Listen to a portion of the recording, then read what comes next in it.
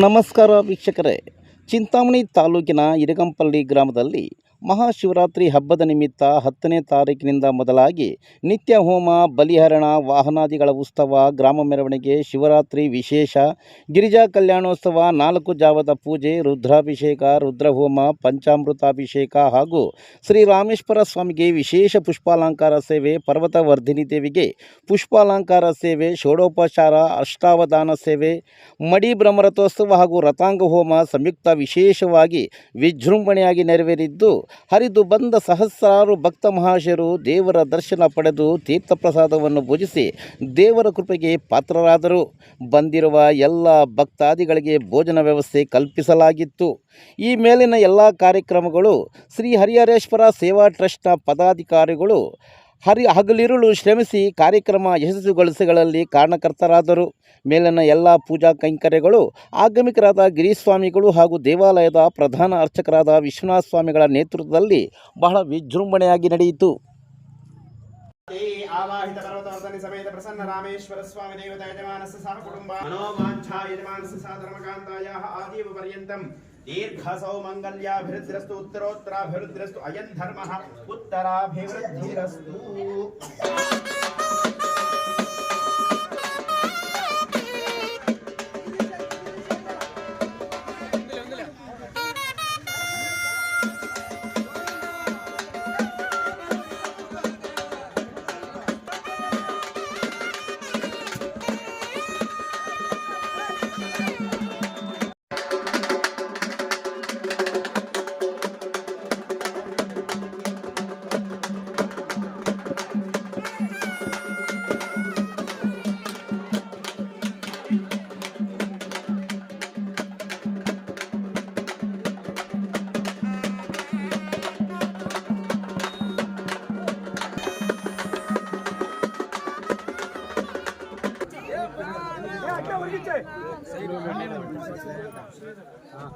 చూడను ఉండు.